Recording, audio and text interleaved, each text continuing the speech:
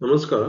आज मैं आपको इस व्याख्यान के माध्यम से फोटोफॉस्फोराइलेशन यानी प्रकाश फॉस्फोरिलीकरण के बारे में समझाने का प्रयास करूंगा। सबसे पहले समझते हैं फोटोफॉस्फोराइलेशन क्या है। तो फोटोफॉस्फोराइलेशन यानी synthesis of ATP from ADP in plant chloroplast in the presence of light, यानी सूर्य के प्रकाश की उपस्थिति में पादप क्लोरोप्लास्ट में एडीपी से एटीपी के निर्माण की जो प्रक्रिया है वो फोटोफॉस्फोराइलेशन कहलाती है। फोटोफॉस्फोराइलेशन मैकेनिज्म की और क्रियाविधि की खोज करने का जो श्रेय है वो आनंद एवं साथियों को जाता है। इन्होंने ही सबसे पहले प्रकाश फॉस्फोरिलीकरण के बारे में बताया और इन्होंने बताया कि ये जो प्रक्रिया है दो पदों में संपन्न होती है। एक पद जिसे साइक्लिक फोटोफॉस्फोराइलेशन कहते हैं, हिंदी में हम इसे चक्रीय फॉस्फोरिलीकरण कहते हैं, चक्रीय प्रकाश फॉस्फोरिलीकरण कहते हैं। और दूसरा है नॉन साइक्लिक फोटोफॉस्फोराइलेशन, जिसे हिंदी में अचक्रीय प्रकाश फॉस्फोरिलीकरण कहा जाता है। इस व्याख्यान के माध्यम से मैं आपको साइक्लिक फोटोफॉस्फोराइलेशन यानी चक्रीय प्रकाश फॉस्फोरिलीकरण की क्रियाविधि को समझाने का प्रयास करूंगा। तो क्या होती है चक्रीय प्रकाश फॉस्फोरिलीकरण, तो समझते हैं। इसे समझने के लिए यहां पे एक चित्र बना हुआ है। इस चित्र में आप देखेंगे कि प्रकाश तंत्र प्रथम लिखा हुआ एक साइड में अणुओं की ऊर्जा को बढ़ते हुए क्रम में तीर के द्वारा प्रदर्शित किया गया है। तो चक्रीय प्रकाश फॉस्फोरिलीकरण में क्या होता है कि इसमें प्रकाश तंत्र प्रथम यहां पे ये बताया हुआ है में P700 यहां पे दर्शाया हुआ है में P700 जो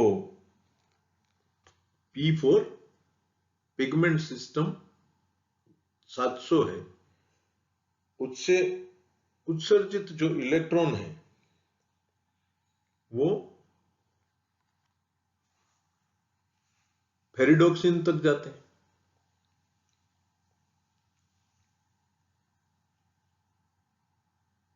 और ये यहां पे फेरिडोक्सिन, दो इलेक्ट्रॉन फेरिडोक्सिन लेता है और फेरिडोक्सिन फिर साइटोक्रोम B6 में अपचयित हो जाता है और साइटोक्रोम B6 से ये इलेक्ट्रॉन साइटोक्रोम F में पहुंचते हैं और साइटोक्रोम F से ये प्लास्टोसाइनिन तक आते हैं और प्लास्टोसाइनिन से ये पुनः P700 तक पहुंच जाते हैं।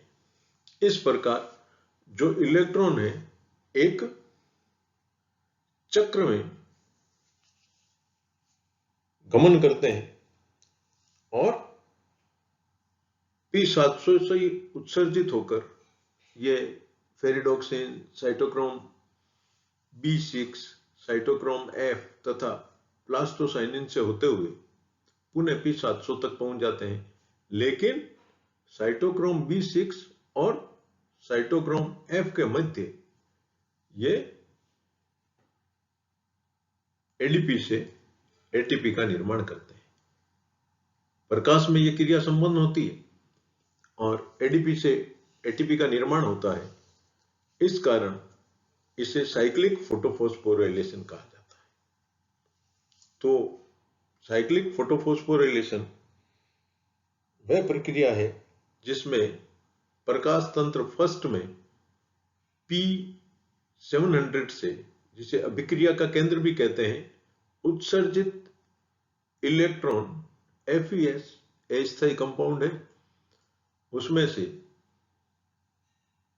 Fe, S से FD, FD से साइटोक्रोम B6, साइटोक्रोम B से साइटोक्रोम F, साइटोक्रोम F से प्लास्टोसाइनिन और प्लास्टोसाइनिन से ये पुनः P700 तक आते हैं।